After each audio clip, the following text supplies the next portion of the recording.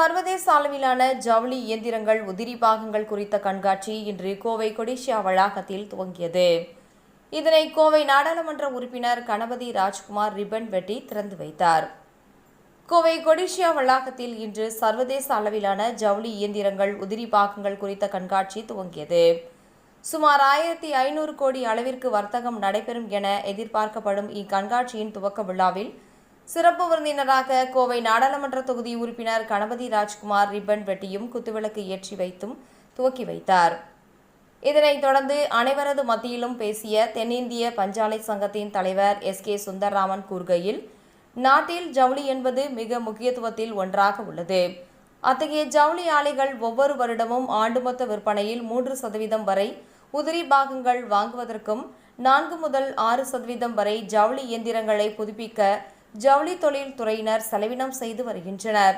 இந்நிலையில் ஜவுளி தொழிலினருக்கு ஒரே கூரையின் கீழ் அனைத்து இயந்திரங்களும் கிடைக்கும் வகையில் இன்று இங்கு சர்வதேச அளவில் கண்காட்சி நடத்தப்படுகின்றது. குறிப்பாக உள்நாட்டிலேயே குறைந்த விலையில் இயந்திரங்களையும் உதிரி பாகங்களையும் உற்பத்தி செய்வோரை ஊக்குவிப்பதும் நோக்கமாக கொண்ட இந்த கண்காட்சி காட்சிப்படுத்தப்பட்டுள்ளது என்றார். இந்த கண்காட்சியில் தமிழகம் மட்டுமின்றி குஜராத், மராட்டியம், மத்திய பிரதேசம், மேற்கு வங்காளம், கர்நாடகா உள்ளிட்ட மாநிலங்கள் மற்றும் டையூ, தாத்ரா நகர் ஹைவேலி ஆகிய யூனியன் பிரதேசங்கள், சுவிட்சர்லாந்து, இத்தாலி, ஜப்பான், சீனா நாடுகளைச் சேர்ந்த 240 ஜவுளி இயந்திர தயாரிப்பாளர்கள் இந்த கண்காட்சியில் பங்கு பெற்றுள்ளதாக தெரிவித்தார். மேலும் இந்த கண்காட்சியின் மூலம் ரூபாய் 1500 கோடிக்கு மேல் வர்த்தகம் நடைபெறும் எனவும் சுமார் 1 லட்சம் பேர் பார்வையிடுவார்கள் என எதிர்பார்க்கப்படுவதாக கூறினார்.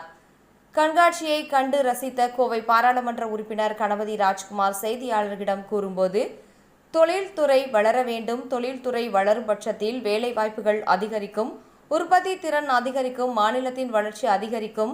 எனவே இது மாதிரியான கண்காட்சிகள் நடத்துவது எதிர்கால தொழில்துறையிற்கு நல்ல தொடக்கம் என்றார். மேலும் தொழில்துறையினர் தற்போது சந்தித்து வருகின்ற மின் கட்டண உயர்வு, சிறு குறு உற்பத்தியாளர்களின் மூலதன தளவாட பொருட்கள் விலை உயர்வு, ஆள்கூலி, மத்திய மாநில அரசு விதிக்கும் வரி குறித்து பல்வேறு கோரிக்கைகள் தொழில்துறையினர் தெரிவித்துள்ளனர்.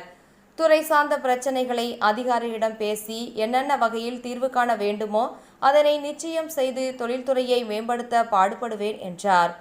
மேலும் தொழில்துறையின் வளர்ச்சிக்காக தொழில்துறையினர் தன்னை வார நாட்களில் 24 மணி நேரமும் தன்னை அணுகலாம் என்று கூறினார். இந்த கண்காட்சியில் சைமா துணைத் தலைவர்கள் துரை பழனிசாமி, கிருஷ்ணகுமார் உள்ளிட்ட பலர் கலந்து கொண்டனர் என்பது குறிப்பிடத்தக்கது. சவுத் இந்தியா டெக்ஸ்டைல் மேனுஃபேக்சரர்ஸ் அசோசியேஷனுடைய இன்றைக்கி பார்த்தீங்கன்னா இங்கே ஒரு மீட்டிங் நடந்தது. ஒரு டெக்ஸ்டைல் ஸ்பேர்ஸினுடைய உதிரி பாகங்களை பற்றி ஒரு கண்காட்சி இது வருஷம் நடக்கிறது. இந்த வருஷம் தேர்தலுக்கு பிறகு இப்போ தான் முதல் தடவை நடக்குது. நான் எம்பியாக பொறுப்பேற்ற கொண்ட பிறகு இப்போ முதல் முறையாக நடக்குது. இப்போ இவங்களும் பல கோரிக்கைகள் வைத்திருக்கிறார்கள். பழைய மாதிரி கோவையில் எப்படி ஒரு செழிப்போட நூற்பாலைகள் இருந்தோ அதே மாதிரி போகணும். அதற்கு உங்கள் உதவி தேவை, அரசாங்கத்தின் உதவி தேவை அப்படின்னாங்க. கண்டிப்பாக இது குறித்து பாராளுமன்றத்தில் நாங்கள் இதை பற்றி குரல் எழுப்புவோம். சம்பந்தப்பட்ட துறை அமைச்சர் அதிகாரிகளிடத்தில் பேசி இந்த துறைக்கு என்ன செய்ய வேண்டுமோ கண்டிப்பாக நாங்கள் செய்வோம் என்று சொல்லியிருக்கிறோம்.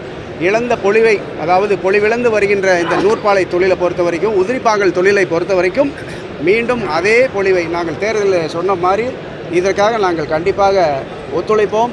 முதல்வர் அவர்கள் இது குறித்து முதலே பேசியிருக்கார். கோவைக்கு கண்டிப்பாக நம்ம எதாவது செய்யணும்னு சொல்லி முதல்வர் இடத்திலும் சில கோரிக்கைகள் வைத்திருக்கிறார்கள். அதுவும் நாங்கள் போய் பேச போகிறோம். மத்திய அரசிடமும் பேசுவோம். இதுதான் அவங்க வச்ச கோரிக்கை. இதை பற்றி சிறப்பாக பிற்காலத்தில் பேசிக்கொள்ளலாம். என்னென்ன கோரிக்கைகள் முக்கியமாக கொஞ்சம் வரி விதிப்புகள் பிரச்சனை, கொஞ்சம் கரண்ட் சம்மந்தப்பட்ட பிரச்சனை, இந்த மாதிரிலாம் சொன்னாங்க. அது இன்னும் முழுசாக தெரியல. அது அவங்ககிட்ட பேசி அதுக்கப்புறம் நம்ம கலந்துக்கலாம். கரண்ட் பில் சம்பந்தமாக அதிகமாக இருக்குன்னு சொல்லி ஆமாம், அது அமைச்சர்கிட்ட தான் பேசணும். அது ஸ்டேட் கவர்மெண்ட்டோட பிரச்சனை. ஒரு பாராளுமன்ற உறுப்பினர்கள் முறையில் வேறு இதுதான் கொடுத்தாங்க. வேறு சில பிரச்சனைகள் பாராளுமன்றத்தில் பேசக்கூடிய அளவுக்கு சில விஷயங்கள் இருக்குது. அதை மட்டும் பேச போகிறேன். மற்றதெல்லாம் அப்புறம் பார்க்கலாம். சரி.